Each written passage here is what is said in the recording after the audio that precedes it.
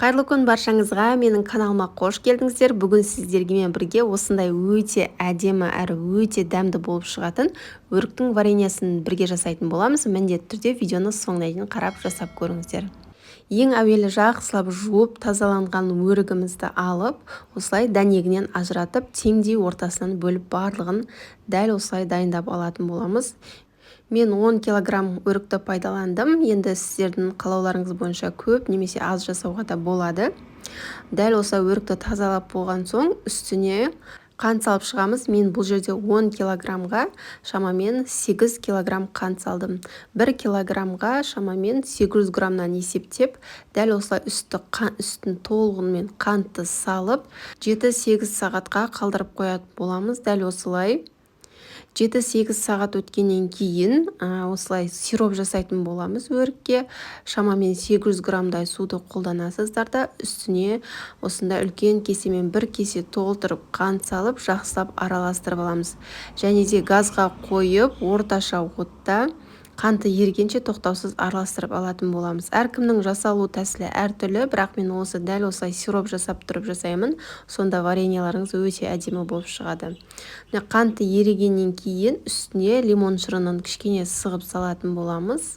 Содан соң суымыз қайнап шығады. Су қайнап шыққаннан кейін үстіне өріктің дәнектерін ашып салсаңыздар болады. Мен дәнек қосылған вареньяны өте қатты жақсы көремін, сол себепті дәнектерін саламын. Егер қаламасаңыз салмауға да болады. Дәл осы сиропты 15 минуттай қайнатып алатын боламыз. 7-8 сағаттан кейін өрігіміз дәл осылай болып тұрады. Қараңыздар, өзінің суы бөлініп, міне дәл осылай болып шығады. Енді оттың астын қосып қоясыздар. Жаңағы дайындап алған сиробымызды үстінен құямыз.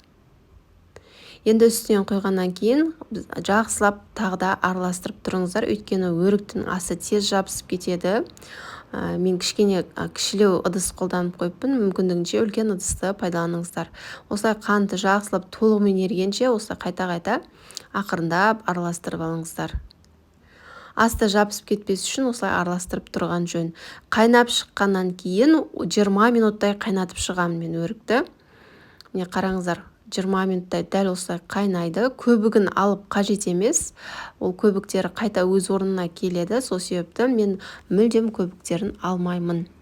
Дәл осы 15-20 минут көлемде қайнатып, бетін жауып, салқындатып қоямыз. Міне қараңыздар, салқындаған кезде бізде осындай болады. Өріктің вареньясы салқындағаннан кейін тағы да екінші рет қайнатуға қоямын. Қараңыздар, өте әдемі, түсі де өте ерекше болып шығады. Тағы да қайнатуға қойдым. Оған дейін біз банкілердің бәрін стерилизовать етіп аламыз. Барлығын осылай мен духовкаға парлап аламын.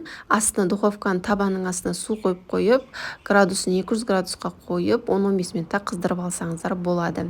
Міне біздің вареньямыз екінші рет қайнады. Тағы да 15-20 минутқа қайнатып аласыздар. Осымен біздің вареньямыз дайын болды. Қараңыздар, түсі де өте керемет болып шықты. Енді осыны кез келген 2 литрлік немесе 1 литрлік банкіге құя бересіздер. Бізге 1 литрлік банкі ыңғайлы болғандықтан, осылай 1 литрлік банкіге құйып, барлық банкілерді осылай құйып алатын боласыздар. Ыстық күйінде құямыз. Қақпағын мен міндетті түрде қайнаған суға қайнатып аламын қақпақтарын, және де сразу ыстық күйінде жауып аламыз. Осылай банкі жапқышпен барлығын ыстық күйінде жауып аласыздар. Осымен біздің вареньяларымыз дайын болды. Қараңыздар, өте әдемі, мөлдір су, өте тұнықтай әдемі болып шықты.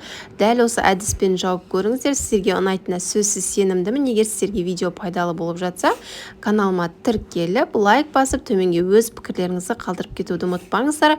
Назарларыңызға үлкен рахмет. Сіздермен болған ләззат.